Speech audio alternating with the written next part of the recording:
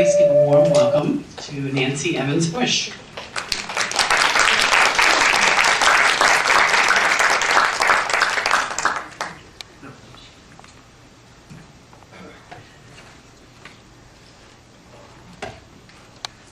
I said at breakfast with some members of your board, I'm going to be very interested to see the size of the house this afternoon,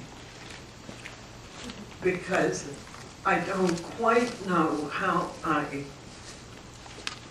came to the happy state of having the one specialty in near-death experiences and the field of near-death studies that nobody really wants to hear about. You have exceeded my expectations in the size of your turnout, even with the weather and a flopping website. So I'm most appreciative to you. As Diane said, I was 28 years old. It was 1962. You can do the math yourself. I was in labor with my second child. I was actually in delivery of my second child. And something happened. I don't know what it was. A drop of blood pressure, a blip on a monitor, I have no idea. I was, as was the custom in 1962, I was anesthetized at the time. From my perspective, I was flying through the night sky over Peekskill, New York, which is an old Hudson River town. I never saw my body. It would not, in 1962, to have occurred to me to look for it. But I could see the roof of the hospital. I could see beyond it the junior high school where I was a teacher. I could see the river. I could see the foothills of the Catskills. And at some point, I could see, oh my gosh, it's true. It's curved. And I was shooting like, as I would describe it later, a space shot with no capsule into space. It did not seem particularly frightening. It didn't even seem unusual. It seemed more, look at this. I didn't even wonder where I was headed. Nothing particular. At some point, as I was flying out, a group of circles came towards me. They were flipping white to black, black to white, white to black, black to white. There were maybe 6, 8 circles. And their telepathic message was, we know something. You don't exist. You're not real. You never were real. And I, at 28, was arguing with them. Oh, what do you mean I don't exist? I'm having a baby. the baby doesn't exist. But I have a baby at home. I have Katie. Katie doesn't exist. Katie's not real. She was never real. It was a joke. We let you think you were real. We let you think Katie was real. But this is what there is. And I looked around, and it was like being lost in the stars, but there were no stars.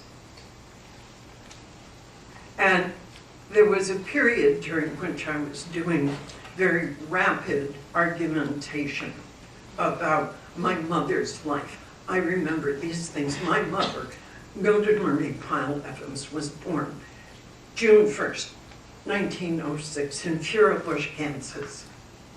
And just as fast as I could think of details of her life, I've seen pictures of her. I've seen pictures when she was in the operetta. I've seen pictures of her. And the response, your mother never existed. She's never existed. You are allowed to pretend. It was just a joke. And they went on and on. And then they disappeared. And I was in space by myself. And that's all there was.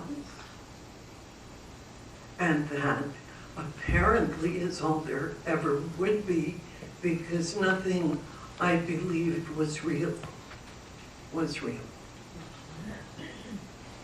And never had been. And undoubtedly never would be. And then I woke up. The baby was a little bit premature. She had started into the birth canal early and then labor had stopped. So when she was born, she was extremely cyanotic. In the particular medical wisdom of the 1960s, I was not permitted to see her. So, was there a baby? Even if she wasn't real?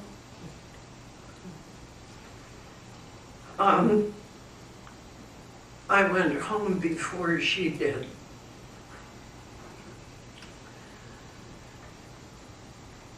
Now I'll tell you, my first thought on waking up was, as a Yankee Protestant, Calvin was right. Predestination, and I'm on the wrong side.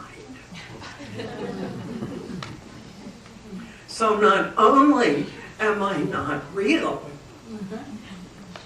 there is nothing I can do about this. It's God's decision. And furthermore, where was God? Now, I am a Congregationalist. I'm from a few generations of Congregationalists.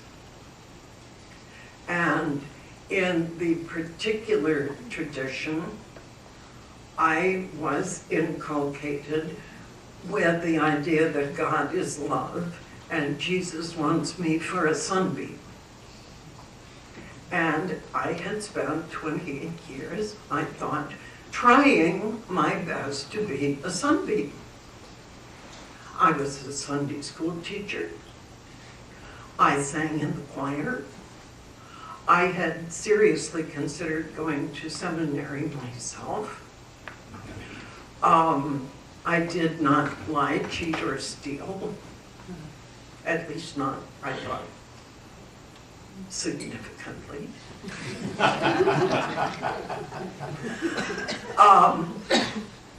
So what was wrong with this picture? Okay, so I was there with a husband, a 15-month-old, a new baby who did come home the following week. And by this time, there were so many questions. If a baby who is not real cries persistingly at 2 in the morning, is it necessary to get up and tend to it? If your husband asks you to do some totally incomprehensible thing, like 3 extra loads of laundry when you have already just finished ironing 8 shirts, is it permissible to yell at him, really, if the requests aren't real? If you have been told authoritatively by entities you cannot identify, but that very clearly represent themselves as knowing, and besides, that was their territory, not mine. Where do you go with this? God wasn't there. There seemed to be no sunbeams. And now what? So I did the 2 things that were probably self-evident. First of all, I went into a fairly chronic depression, and I repressed as much as I could of the experience. I completely ignored it because, among other things, theoretical issues aside, real babies or not, they seemed to fuss a bit less if I did pay attention to them. And whether it was real attention or not, it did seem to make a difference. So the logical thing to do seemed to be to pretend. It wasn't really very successful, but it sort of passed the time. 6 years later, we were in Hartford, Connecticut, living a block away from Hartford Seminary. And I went to have a cup of tea with a good friend who lived on campus where her husband was on faculty. And while I waited for the tea to boil, the water to boil, Joan said, "Oh, take a look at this." It just came in the mail, and she handed me a book. I think it was Jung's Man and His Symbols. And I was leafing through the book, and I turned a page, and on the left page was a picture of one of the circles. And I freaked. Because if the picture of the circle was in the book, somebody else knew about them. Oh my God, they're real. And I threw the book across the room and fled. And it wasn't for about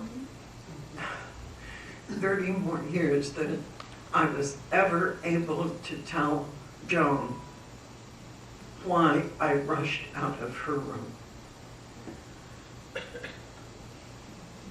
the picture of the circle. The circles were the yin yang. Now, today we look at that and say, but of course, who wouldn't know that? In 1962, if you were old enough not to be part of the young crowd, and at 28, that's where I was, and unless you lived on the Pacific coast where you had contact with Eastern traditions, and if you had grown up in conventional circles in which nobody was psychic, or if they were, they never mentioned it, and nobody had ever heard or never mentioned of out-of-body experiences, and in which one's conception of spirituality is the absolutely necessary and true spiritual practice of social action. Congregationalists are terrific at social action. But I would not have known a mystical experience if it walked into the kitchen and introduced itself, which clearly one of them had done in the labor room, and I didn't know what it was. So now, on top of the depression and the despair and the where is God and the complete collapse of my belief system, which had by 6 years later turned into a kind of desperate hope against all evidence,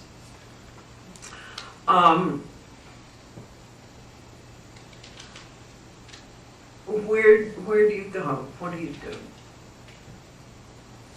And again, the answer is nothing.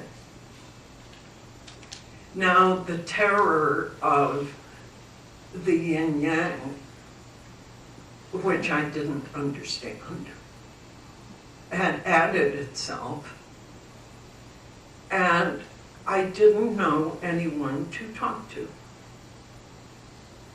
I had, how do you say to anyone you love, honey, let me tell you, I like, maybe God isn't really there for us. Like maybe there's this big, cold, empty nothing, and it's just nothing. So clearly I couldn't do this to anyone I cared about. And I cared about a lot of people, so I couldn't talk to anybody about it. Let's fast forward 20 years.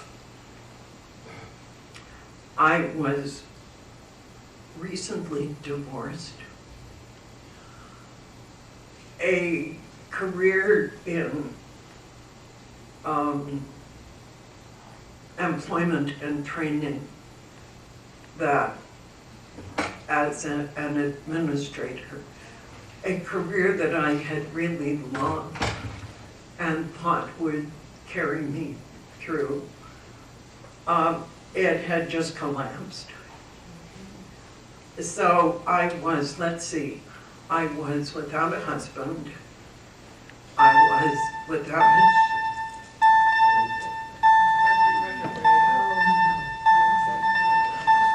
Does anyone know? One always wonders about messages in groups like this. So we have fast forwarded 20 years. I had lost husband, house, career. The daughter who had been a toddler had gone off to school in England. Daughter number 2 had rebelled into a very early marriage. I had been president of Hartford League of Women Voters and about to run for state senate. That is how I filled the emptiness of my non-real life by doing politics.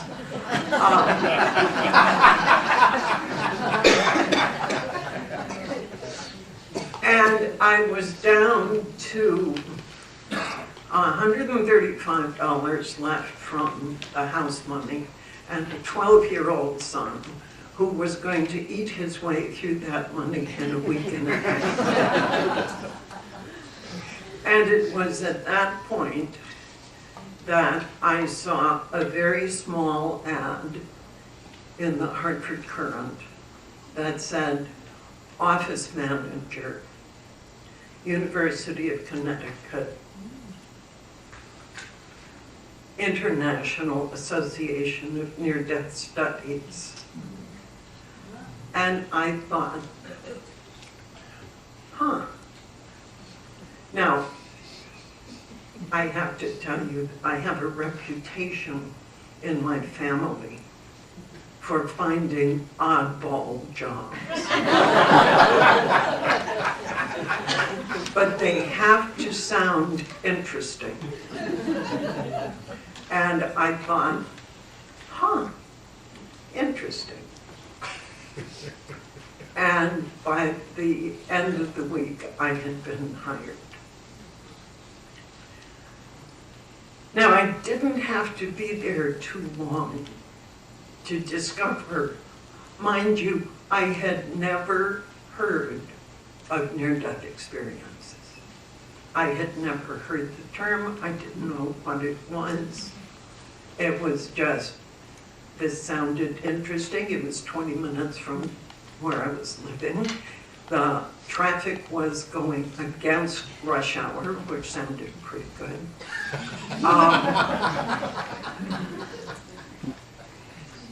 So there I was. And within weeks, I saw the pattern.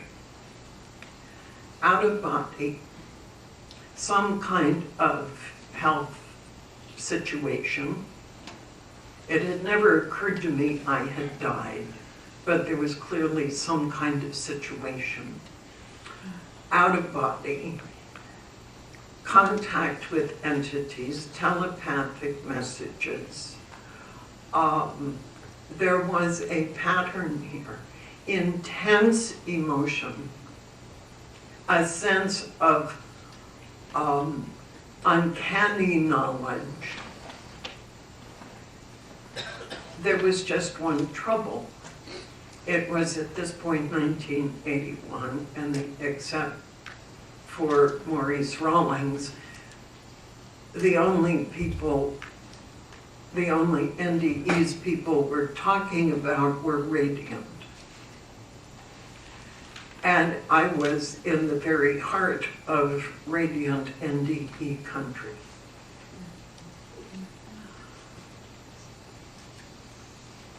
It has taken all this time for me to come to terms with my experience. But by early in my tenure at IONS, I knew there were other people out there who had experiences like mine, and no one was talking to them. And they would write coded messages.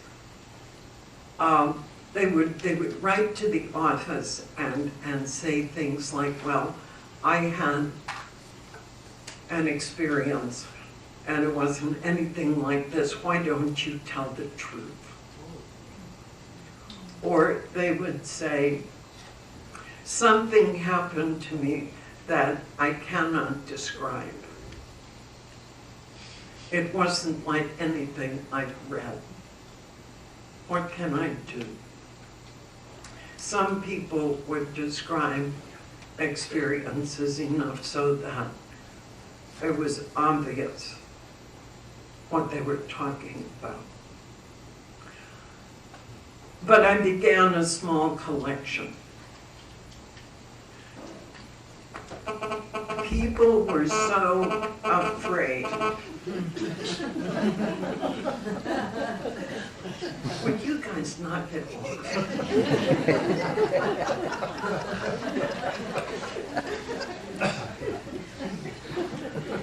People were so afraid to reveal their experiences or to talk about them, probably even to themselves. It took Bruce Grayson and me 10 years to find 50 that were described in enough detail that we could write the first article about them. Now,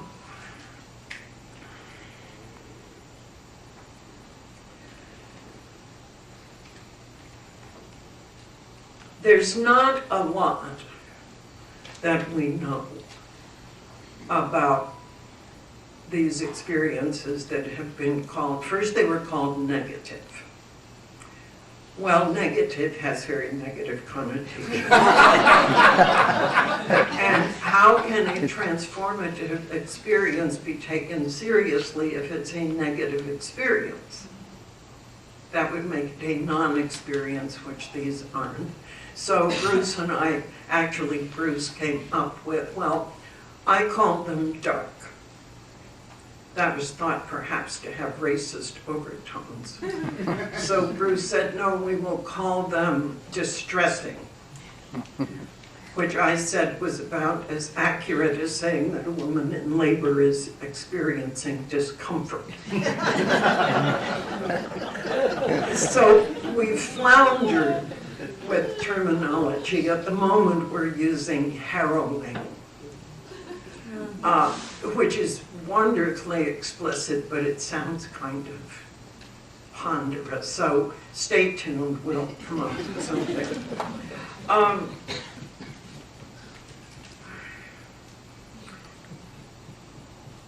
What we know about them, we know they exist. We know that not all NDEs are radiant.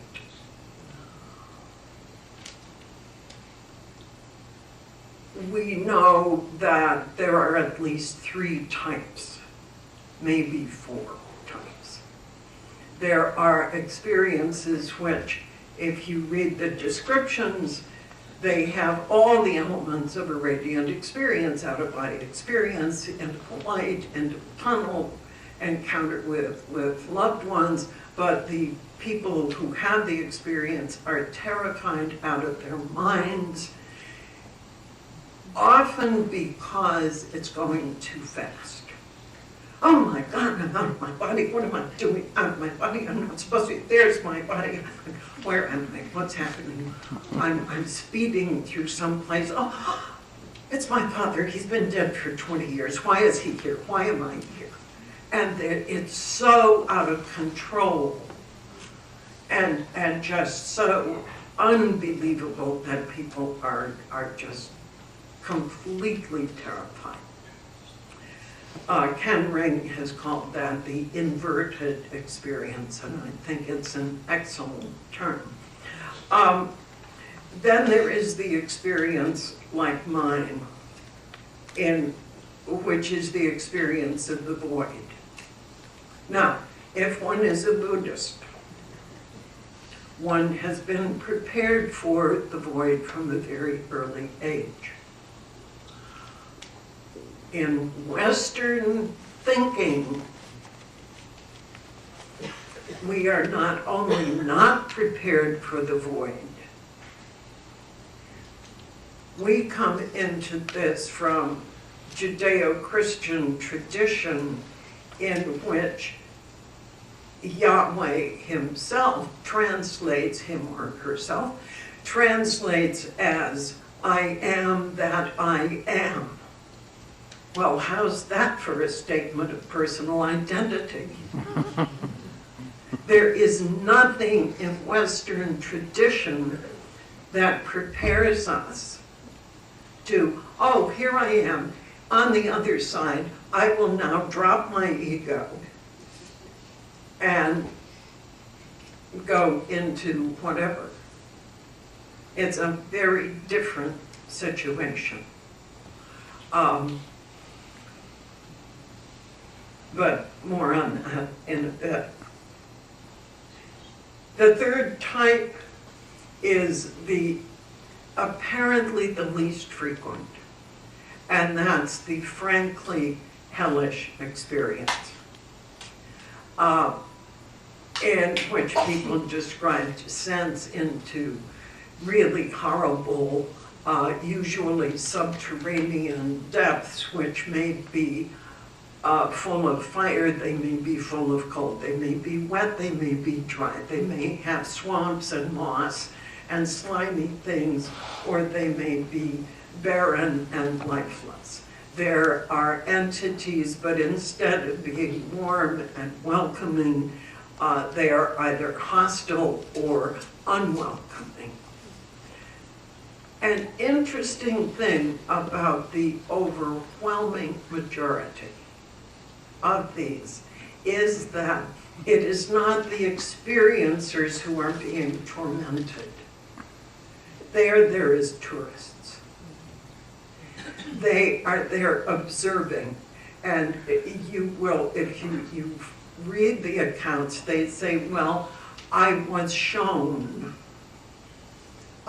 people who seem to be in distress.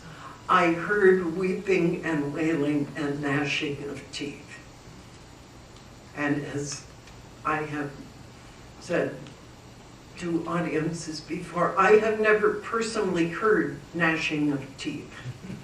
So I'm a little bit curious as to how this is so easily identified. But apparently it becomes clear.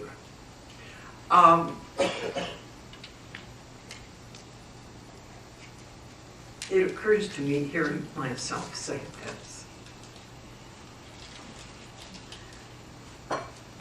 I am not disrespectful of these experiences, nor of the language in which people describe them.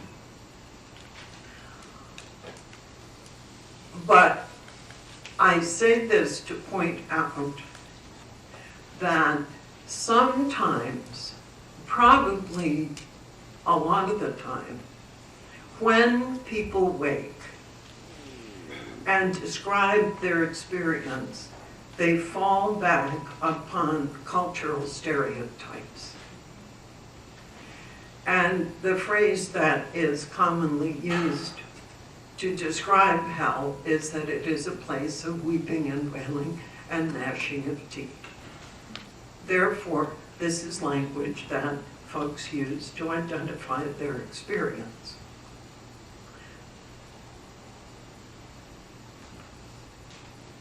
But as I said, they are not themselves tormented. The exception to this is in what, stepping back as the observer, we can say from the position of having read all the right books, the shamanic experience. Now, if you are in the middle of a shamanic experience, what you know is that you are being torn apart. This is like the Howard Storm experience. You are being devoured by creatures. You are being literally eaten alive. You are being dismembered, fragmented, and sometimes thrown to birds.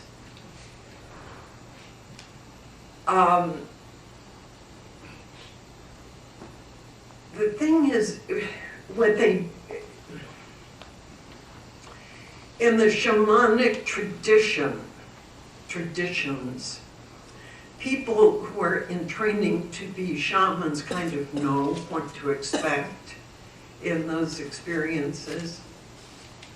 It's if you leave here today, or better yet, somebody who's visiting in the hospital who's never heard of shamanic awakenings leaves here. Someone who doesn't know the terminology, doesn't know the literature, has one of these, that's when the problems arise. Anyway, 3 types of experience: inverted, void, and blatantly hellish. We know that in general there are 3 types of response. The first, which is certainly most common with people who've had the hellish experiences, is simple. The answer to most spiritual emergence types of situation: conversion. Not in the sense of religious conversion, but in the sense of turning one's life around. It is very frequent, it's very typical for people to say, what is it about me? What is it about my life? Oh my God, I did something wrong. I need to correct this behavior. I'm never drinking again. And they never drink again. If the conversion is religious, it is not uncommon for it to be to one of the more rigorously literal conservative denominations or faiths in which the borderlines are clear, the rules are explicit, and if you do this, you will be saved. And if you stray from that path, well, you asked for it. To a person who has come through a genuinely hellish or harrowing experience, that kind of structure may not seem nearly as onerous as it does to people who aren't so desperate to feel safe.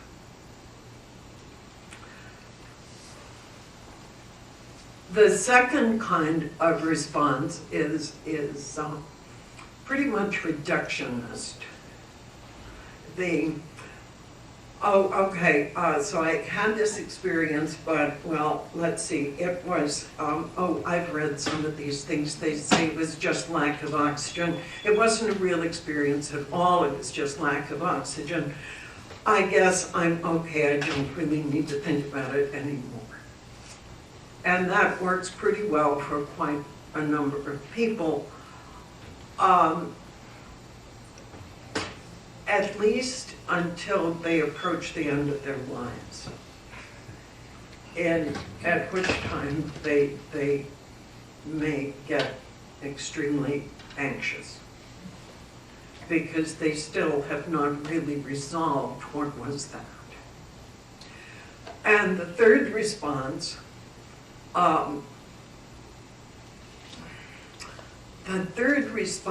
is perhaps most typical in experiences of the void. It certainly is represented by my response, which was that it will take years for people to try to identify meaning. What was that? Why did it happen? Why me? What is there about me that I got that and all those other guys got the good stuff?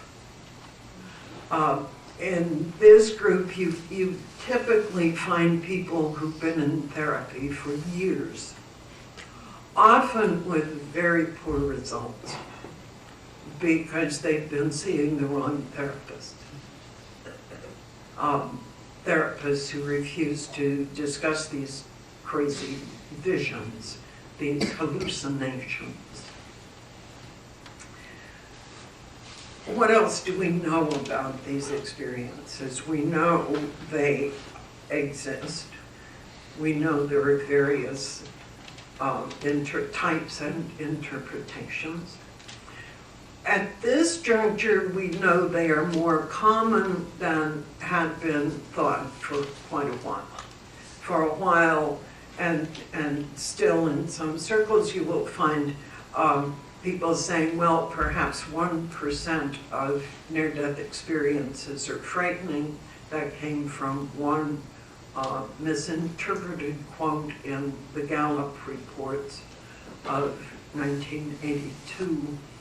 It looks at this juncture as if somewhere in the percentage, somewhere in the mid-teens, will be at least unpleasant, described by the experiencer as unpleasant.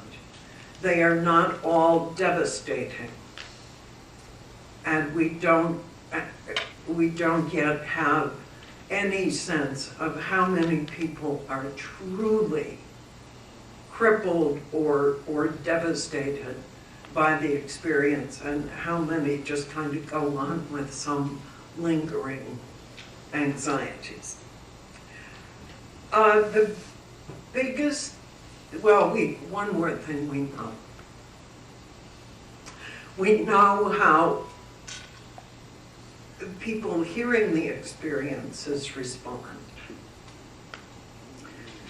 If you look at the literature,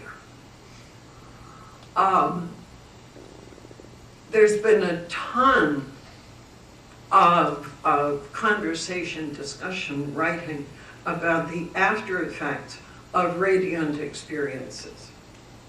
Oh my gosh, they become unconditionally loving.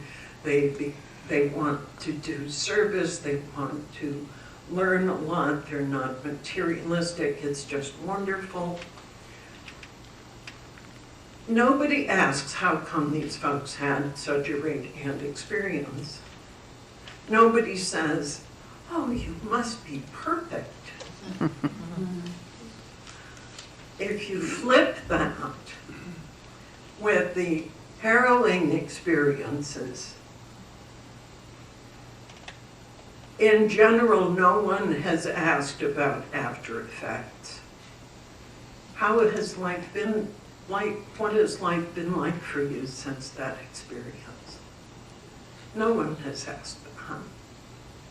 But the literature is quite full of statements purporting to explain why people had them. Well, they were cold, unloving, rigid, God-denying, negative, hostile. They were too tied to their egos. They were incapable of surrendering self. Those are quotes, by the way. I just find it a really curious bit of data that we're so quick to say, oh, bad experience, I can explain that. Good experience, nobody's looking for causation, I think, because we're also hopeful that the net is big enough to pick up everybody. We don't care as much about. The one thing for sure we do not know about these experiences is how to talk about them. And I think there are good reasons for this. Why do you think people in general, excluding this group, of course, people are so reluctant to talk or hear about frightening near-death experiences. What do they think? And I cannot tell you how common it is for me to draw the smallest crowd at the conference. The smallest crowd of any group advertising a speaker. I am grateful if 6 people turn out. Why is that? What do they think I'm going to talk about?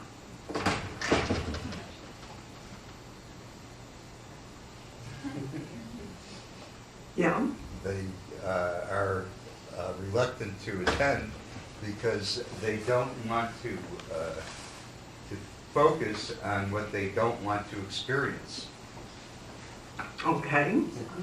They don't want to focus on what they don't want to experience. They're afraid of experiencing. They are scared to death of the experience. Fear. Yeah. Well, they too may have so utterly repressed their experience that hearing yours Okay. may not bring it all back, but it's an uncomfortable reminder of some little memory that hasn't been completely repressed. Uncomfortable reminders, not wanting to have things brought up. Nobody has said the big H word. People think we're going to talk about hell. Yes. And also, they're afraid that they deserve these Bingo. hellish experiences. Bingo. They don't want to focus on that.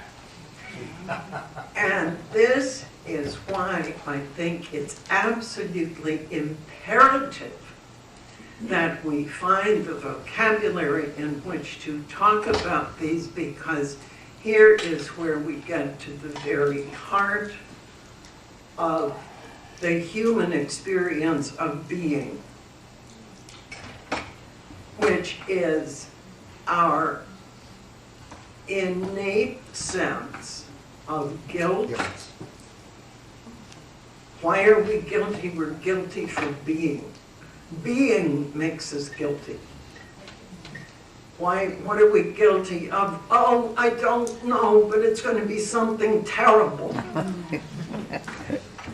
It's that Kierkegaardian dread that you can't, as a Jungian scholar friend of mine says, anxiety is objectless. We can never name what it is. So we're talking here about some of the deepest, most basic qualities of being human. Now, personally, I am completely convinced that concepts of heaven and hell originated in experiences like these in very, very ancient times. And as people told their stories, the stories constellated into doctrine. And as doctrine became more sophisticated, it just became embedded in what? The collective unconscious. So, because whether it's we've repressed, whether it's because we're too embarrassed to talk about it, whether it's because we're too afraid of guilt, whatever.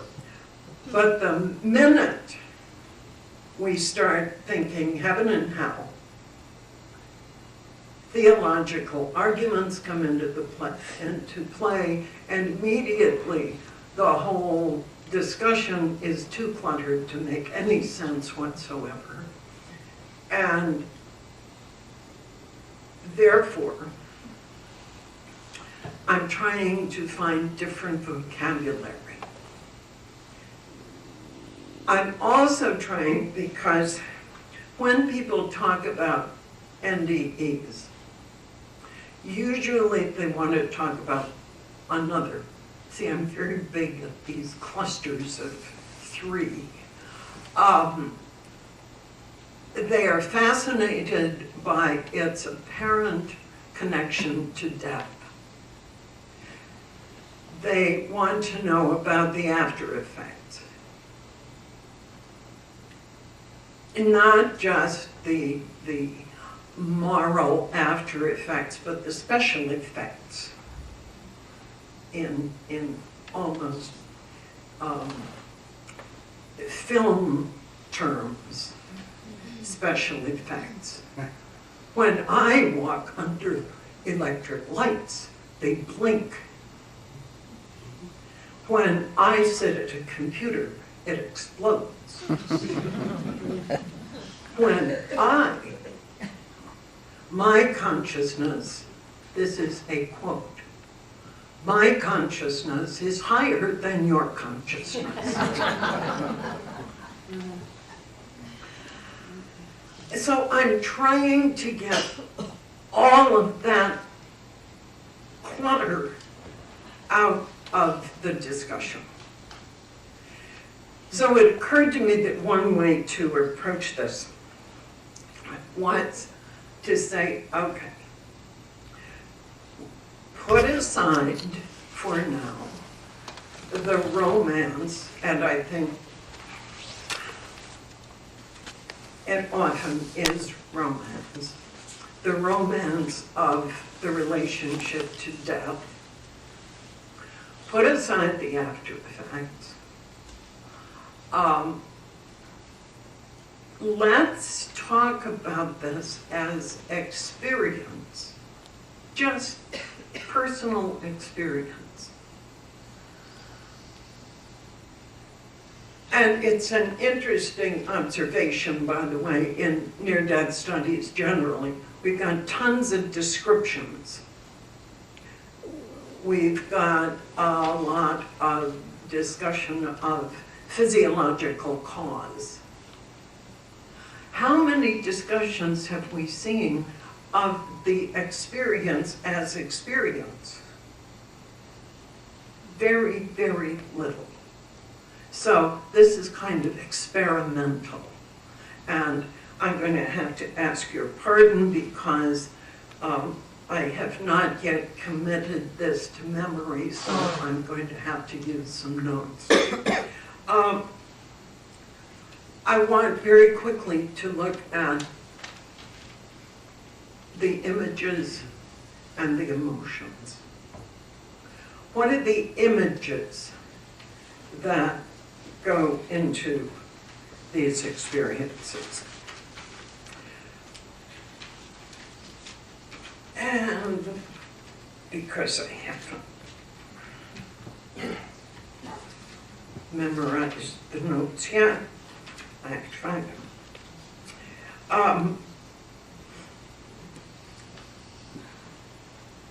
Dark, cold, fire. There may be mossy places, there may be caves, there may be lakes of fire, there may be cold and forbidding surroundings, trapped or wandering people, spirits often wailing, apprehensions of torment, as I mentioned, not actual torment, but apprehensions of torment. Malevolence, great sense of malevolence or impending malevolence. Bestial entities, faceless humanoid forms, grotesque shapes, grotesque figures. So I asked myself, okay, these are some of the images. where else did these show up? Do they show up other than in frightening near-death experiences? And of course they do.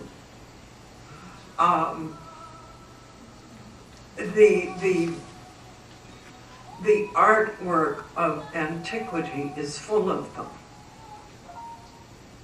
Japanese drama and Japanese paintings for over 1,000 years is full of demons and imps, all kinds of grotesque figures.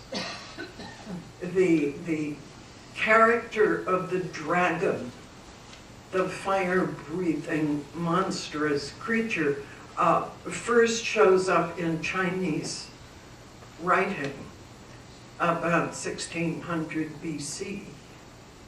The Hindu religious iconography is a festival of distorted shapes, terrifying, fiery pits, devouring birds. It just goes on and on.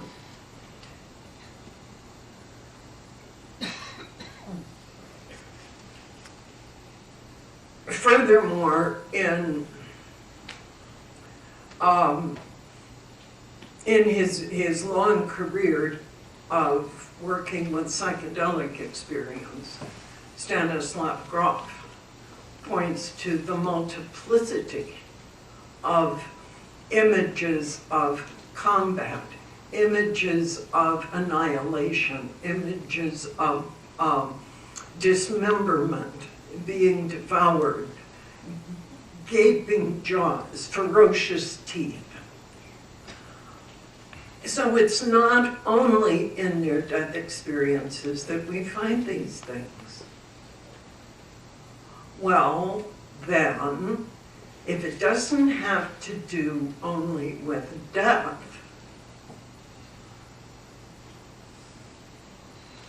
what kind of meanings can we ascribe to it? Grof himself says, these mythologies and concepts of heaven and hell are an intrinsic part of the human personality that cannot be repressed and denied without serious damage. Buddhist teacher Shinzen Young,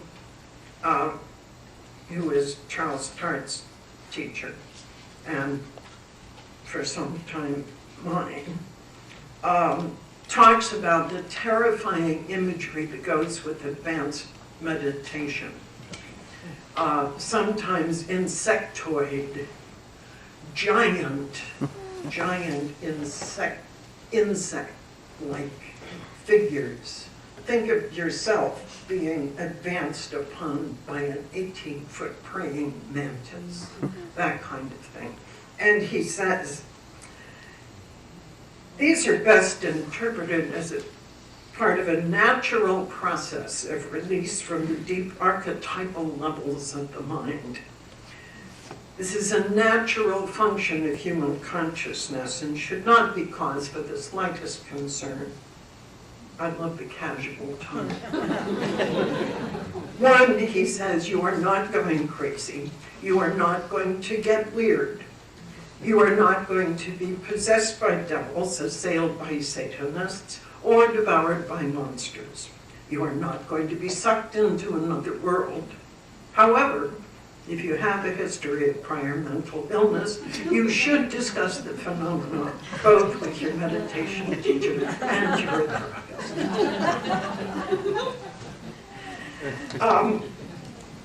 An anthropologist, Rodney Needham, has talked about the consistency of these kinds of images across, well, time and space, from ancient Mesopotamia and traditional Asia to modern Europe and Africa.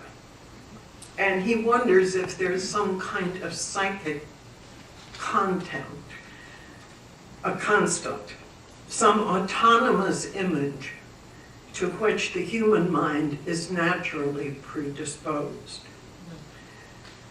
And David Frankfurter, who's a religious historian, asks, are we hardwired to believe in monsters or demonic enemies? There's a depth, a universality, and fascinated horror. Think of what's on at the multiplex. A universality and fascinated horror that surrounds them that seems to correspond to what psychoanalysts call primary process thinking. These are ways of thinking about otherness, of imagining an upside-down world that inverts our own, of encountering local malevolence suddenly in universal scope, and of sensing the collapse of vital boundaries between us and those monstrous others. And in that Frankfurter quote, we see the images moving out of the experiential realm into the world. I mentioned the multiplex. Shinzen Yang again says, sometimes the content of this material may be pleasant and informative, but more often it is disconcerting, full of weirdness, destruction, sex, and violence. In other words, what the subconscious projects onto the internal screen of the mind is the same stuff the culture projects onto the external screen of TV and cinema. So what we are seeing here is the deep and repressed aspects of ourselves and our collective and personal unconscious. So there are some of the images, the emotions. We can talk about this very quickly. The emotions of a deeply harrowing NDE are those of cataclysm. You've seen the folks from Tennessee and Arkansas this week, and their response to the tornado damage. Shock, fear, horror, loss, abandonment, incredulity, sometimes despair, sometimes guilt. And you can add to that. With these NDEs, the harrowing NDEs, Alex Lukeman is a psychotherapist, a Jungian, who has himself had a near-death experience. And his description of the effects of an NDE generally, he talks about them as the destruction of habitual and traditional patterns of perception and understanding, including religious belief structures, socially accepted concepts of the nature of human existence and behavior. Well, no wonder people need processing time. Because if their essential belief structures have just been stripped away, it's going to take a while to rebuild. And if what this has torn the structures apart is a harrowing experience, how much more time will it take if there is no mechanism through which they feel they can reconstruct?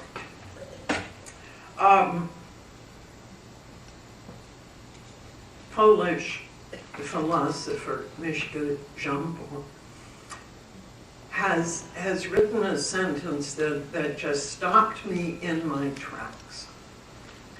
She said, what kind of beings are we that we can feel in such a profound way that the feeling itself makes for heaven and hell? Now, think about that. It is the feeling itself making for heaven or hell. So I come back then to the question, what are these experiences about? What is there about them that they must be saved in memory? Usually for an entire lifetime. Oh, it's all well and good to say, of course they're saved if they're radiant, because that's terrific. But what if they're not radiant? What if they're the dark, the harrowing, the distressing experiences? What is there about them that we should save them for a lifetime? And of course, here is where it becomes really tough to talk about them. Because at this level, then we are talking about suffering. And with the probable exception of people like Ed Kelly, we don't reach out for that kind of suffering. The thought of putting ourselves to 150 miles of running across the Sahara.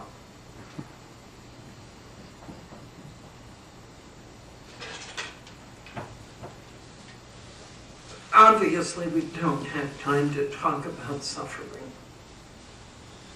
But I'll give you a quote from Carolyn Myss. First of all, we equate suffering, at least our own, with pain, with punishment. What did I do to deserve this? It is something to be avoided. It probably, we assume, reflects very badly on us. And we certainly would prefer that the neighbors not know. Carolyn Myss has said, but what about the illness that comes as a necessity to the soul's awakening? What about the created depression that must be experienced as an initiation into the unlived life inside of us? What about the financial straits that must be endured in order to squeeze choice out of our lives, not allowing us to choose out of the ego's pride, ensuring that the soul's journey is kept on course?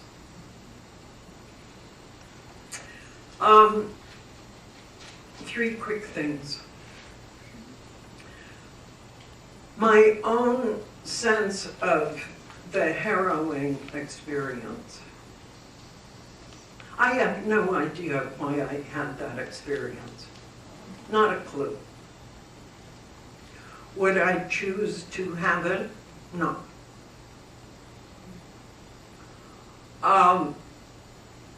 But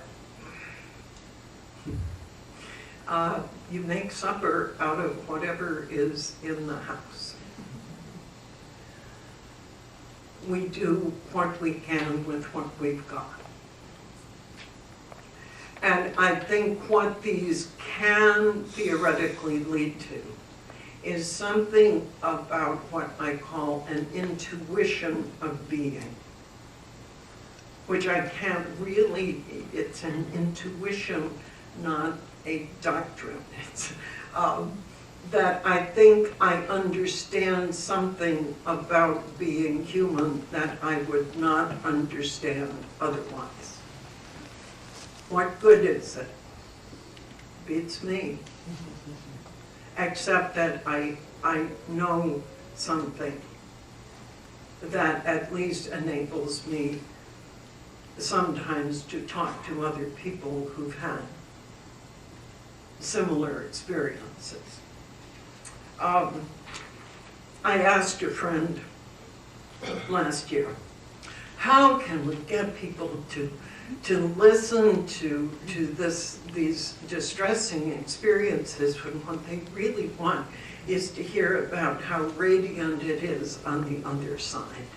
She's an experiencer, she's a very gifted psychic, and she said, it's not about the other side. It's about here. We have to go deep and mine ourselves until we understand. And then my last quote is from poet Mark Nepo, whose exceptional book, Surviving, has made me crazy about his life following 2 serious bouts of cancer. Upon seeking Du Fu as a guide, Du Fu is a Chinese poet of the, I think, 15th century. And so I asked him, how is it God is everywhere and nowhere? He circled me like a self I couldn't reach, because humans refuse to live their lives. I was confused. He continued, you hover rather than enter. I was still confused. He continued, he spoke in my ear. God is only visible within your moment entered like a burning lake. I was frightened. He laughed. Even now, you peer at me as if what you see and hear are not a part of you. I grew angry. He ignored me. You peer at the edge of your life, so frantic to know, so unwilling to believe. Indeed, I was frantic. He was in my face. And now that you have cancer, you ask to be spared. He took my shoulders. For God's sake, enter your own life. Enter.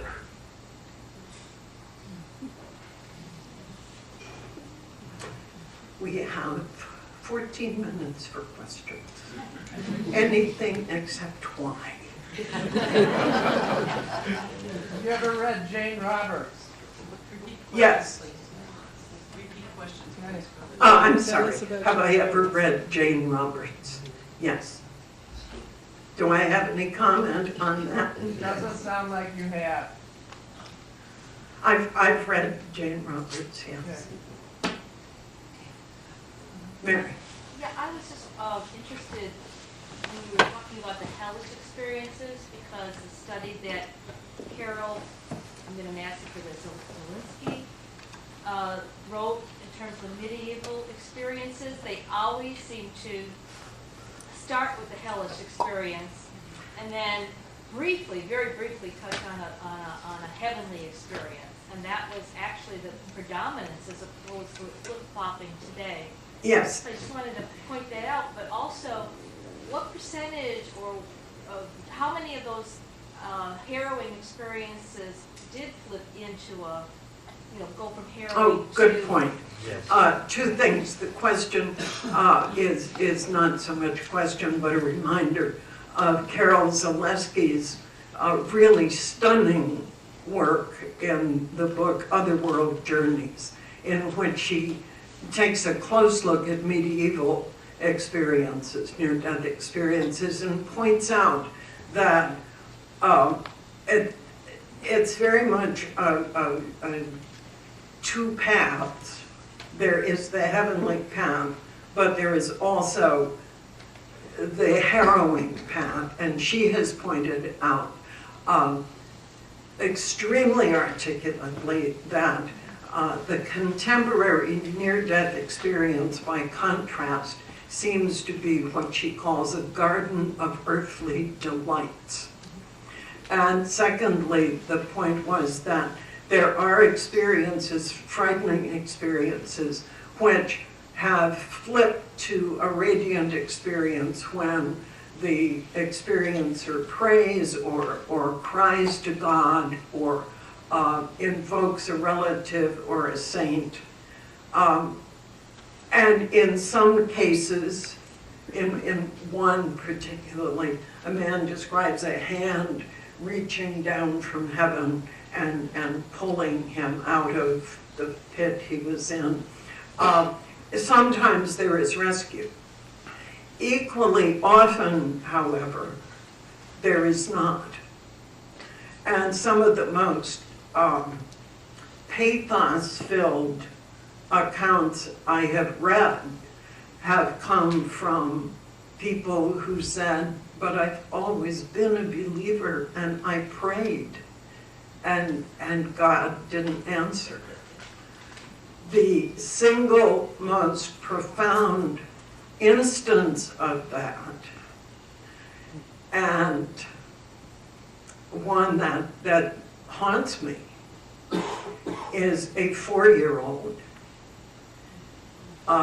See, I am getting children's experiences in here. A 4-year-old who fell into the deep end of the swimming pool and said to his mother after, I called and called for you, but you didn't come. And I walked down a road and I saw a man. And his mother said, who was it? Oh, he said it was God. Now, I've got this on tape. I haven't listened to it in years, but that's where the inflection is coming from, this casual, oh, it was God. And he said, I put out my hand, and God put out his hand, but then he pulled his hand back, and he said, I couldn't stay. So I came back home. But on the way, he said, I saw the devil. Well, his mother was horrified, and she said, and what did you do? He said, I get this Faustian story from a 4-year-old. He said, he told me if I did what he wanted, I could have anything I want. But I didn't want him bossing me around. Blessing you. So he said, I came home. So here's a 4-year-old who puts out his hand to God, and God takes God's hand back and sends him home. And I stayed in touch with that mother for several years. And the story did not have a happy ending because they could not find a psychologist or a psychiatrist willing to talk to this child about the NDE. All they got was, oh, you know children and their imaginations. And the child had such severe psychological afterburn that the last I knew, the family was moving, he was at that point 7, to see if a shift to a different community would help. Yeah, that's really. Yes. My understanding is that 2/3 of the people that have flatlined, pronounced dead, do not remember any kind of experience. So I had thought the 1/3 that do remember, I looked upon it now as a gift. Perhaps the soul makes the decision to remember. And the 2/3, there must be a lot of those negative experiences in those 2/3, although I never considered it until today, as well as the higher ones. Well, certainly we know that of people who come close to death,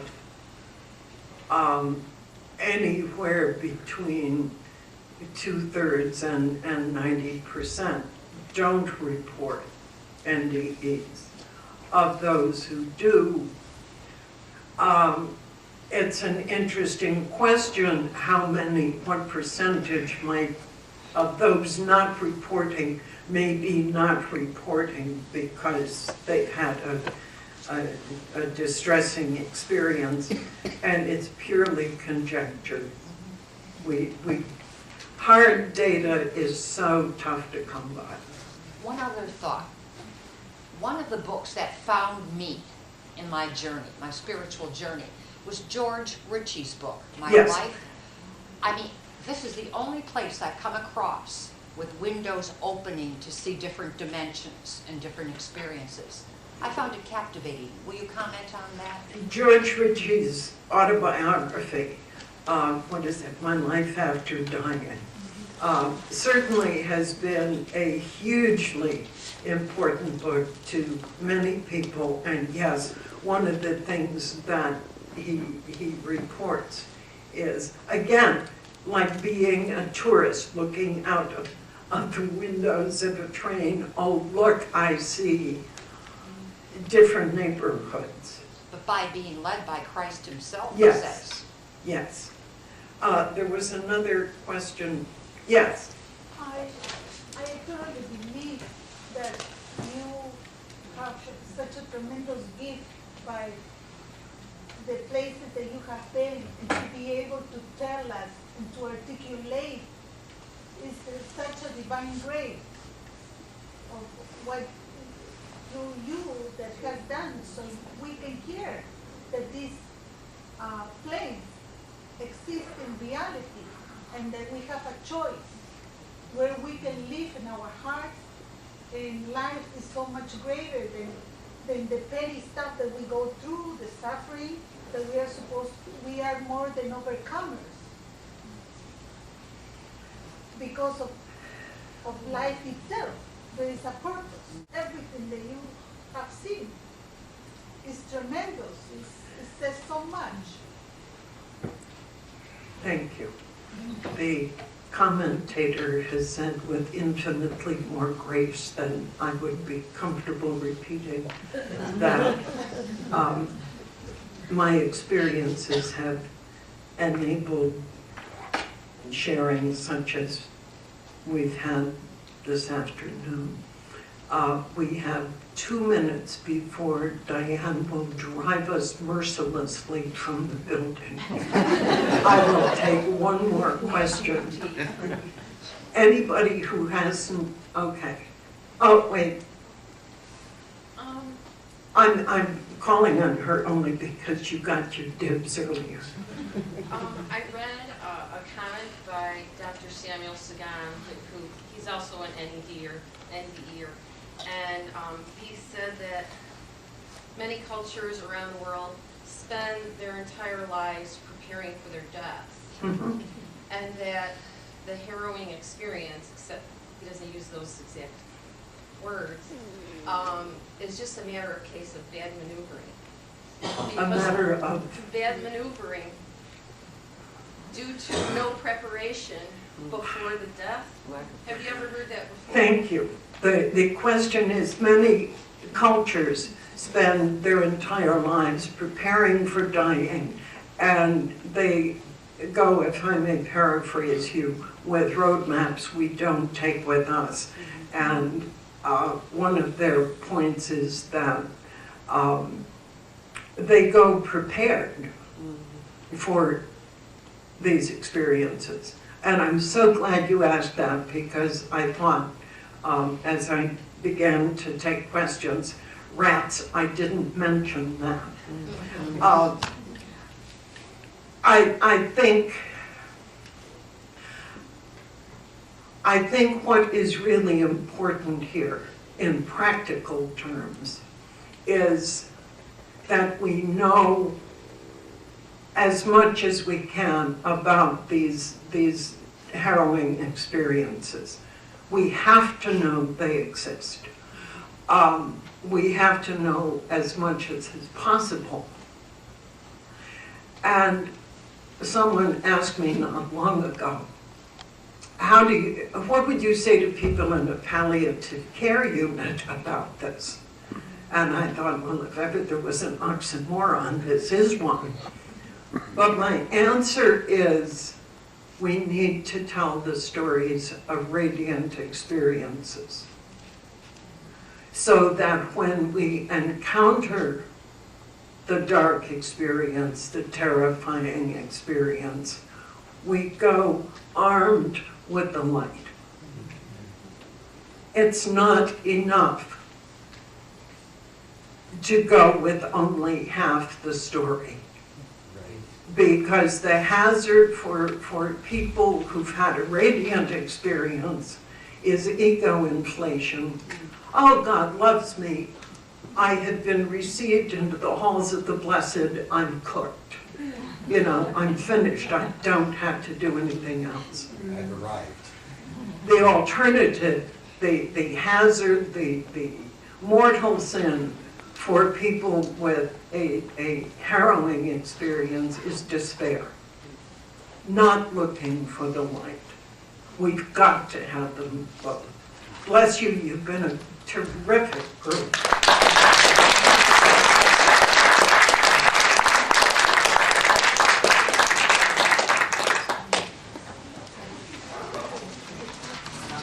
Hello. Okay. Thank you so much, Nancy. It was a wonderful presentation. I'm sure we all learned a great deal and will have much thought-provoking food to work on in the next few days, or weeks, or months.